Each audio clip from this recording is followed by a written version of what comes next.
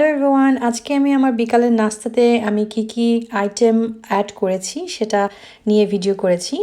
তো প্রথমেই আমি দেখিয়ে দিব আমার ভেজিটেবল আইটেমগুলো কি নিয়েছি সেটা, এবং আমি কিভাবে তৈরি করেছি প্রত্যেকটা ভেজিটেবল আইটেমকে সেই স্টেপগুলো। সবচেয়ে প্রথমে আমি নিয়ে নিয়েছি একটা জুকিনিটাকে আমি ছিলে নিয়েছি। আমি সম্পূর্ণভাবে স্কিনলেস করিনি, আমি একটু গ্রিন রেখে দিয়েছি। তো আমি জুকিনিটাকে এখন বড় বড় পিস করে কাটবো। আমি একটু থিকার রাখতেছি যাতে আমার ফ্রাই করার সময় ইজি হয়। তো আমার প্রত্যেকটা পিস দেখতে ঠিক এরকম হয়েছে। এরপর আমি ব্রকলিকে সুন্দরভাবে কেটে নিয়েছি, আমি এগুলোকেও ফ্রাই করব। এরপর আমি সালাদ করার জন্য কিছু ক্যারটকে খুব ভালোভাবে শেডেড করে নিয়েছি। সালাদের মধ্যে ক্যারটের সাইজটা একটু ছোটো হলে ভালো লাগে। এরপর টমেটোটাকে একটু কেটে নিয়েছি, রেড অনিয়নটাও নিয়েছি ছোটো ছোটো কুচি করে। তারপরে নিয়েছি পার্সলি। তো আমি এই সালাদটাকে মাখার জন্য আমি সুমাক এখানে ইউজ করব। এটা লেবানিজ ফুডে খুব ভালোভাবে ইউজ করা হয়। তো সুমাকটা টেস্টে একটু সল্টি হয় বা একটু সুইট টাইপেরও হয়। তো সালাদের মধ্যে এটা দিলে খুব ভালো লাগে খেতে। প্যাকেটটা সিল করা আছে বলে অল্প একটু ইউজ করলেই হবে, এবং বাকিটা প্যাকেটের মধ্যে রেখে দিলেই হবে। অলিভ অয়েল দিয়ে দিয়েছি এই সালাডটার জন্য, আপনারা চাইলে একটু সরষের তেলও ইউজ করতে পারেন। তো আমি একটু পর সালাডটাকে খুব ভালোভাবে মিশিয়ে নিয়েছি।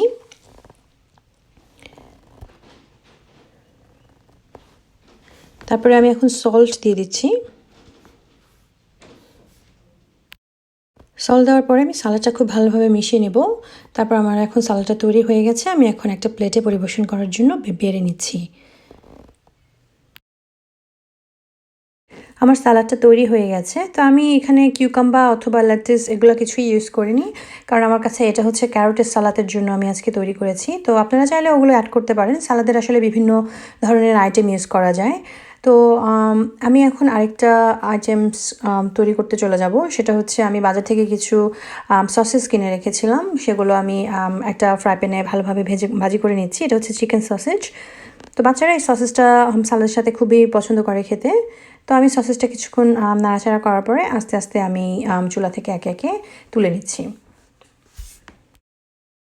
সসেস কুকিংয়ের পরে আমি ভেজিটেবল মিক্সচারের পুরটা তৈরি করব। সবচেয়ে প্রথমে আমি একটা প্যাকেটে ব্রেড ক্রাম্ব নিয়ে নিচ্ছি। আপনারা চাইলে বিস্কিটের গুঁড়োও নিতে পারেন।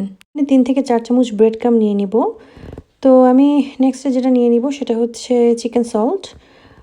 চিকেন সল্টটা আমি ইউজ করেছি কারণ আমি এখানে নর্মাল কোনো সল্ট ইউজ করব না। তো প্রথমে আমি একটা বাড়িতে 3 থেকে 4 চামচ ময়দা নিয়ে নিচ্ছি। এটাকে প্লেন ফ্লাওয়ার হিসাবে ইউজ করা হয়।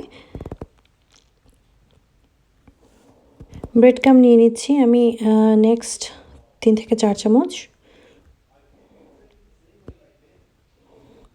জিরার গুঁড়ো আধা চামচ নিলাম। এরপরে নিব মরিচের গুঁড়ো নিয়ে নিচ্ছি আধা চামচ। এরপরে আমি এটার মধ্যে আমার চিকেন সল্টগুলো দিয়ে দিচ্ছি। পানি দিয়ে দিচ্ছি আধা বাটি। আমি এটাকে একটু ঠিক করতে চেষ্টা করব যাতে আমার পুরটা প্রত্যেকটা ভেজিটেবলের গায়ে ভালোভাবে লেগে যায়, ফ্রাই করার সময় যাতে ক্রিস্পি অংশটা যাতে ইউজ করা হয়। ভালোভাবে মিক্স করে দিচ্ছি সম্পূর্ণ পুরটাকে। আমি আরেকটু পানি দিয়ে দেবো এখানে।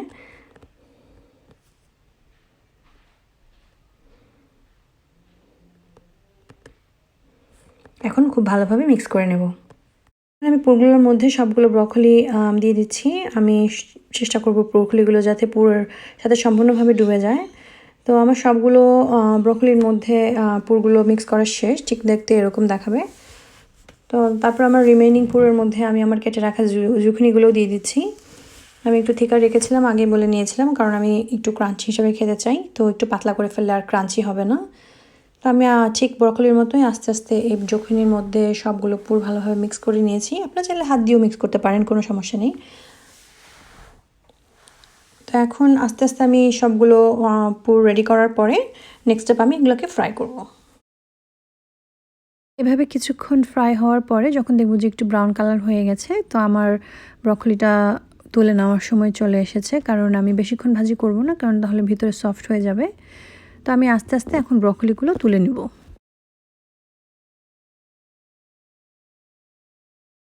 এখন আমি রিমেনিং অয়েলগুলোর মধ্যে জুকিনিগুলো দিয়ে দিচ্ছি একটা একটা করে। জুকিনিটা যেহেতু একটু ঠিক, আমি বেশিক্ষণ ধরে ভাজি করব না, কারণ আমি চাই যে ভিতরে একটু ক্রাঞ্চি হোক।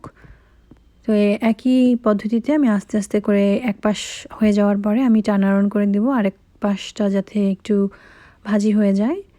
তো তো এভাবে কিছুক্ষণ ভাজি হওয়ার পরে আমার জুকনিগুলো আমি আস্তে আস্তে করে তুলে নেব।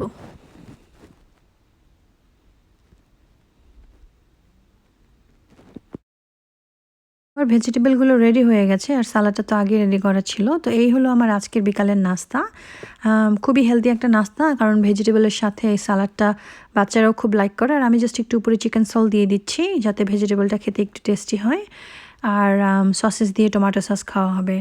তো আশা করি আপনারাও চেষ্টা করবেন এভাবে বিকালের নাস্তা তৈরি করতে। আর এই ভিডিওটা ভালো লাগলে লাইক অ্যান্ড শেয়ার করবেন। আজকের মতো আমি এখানেই বিদায় নিচ্ছি। আবার দেখা হবে আরেকটা রেসিপি নিয়ে। আল্লাহ হাফেজ।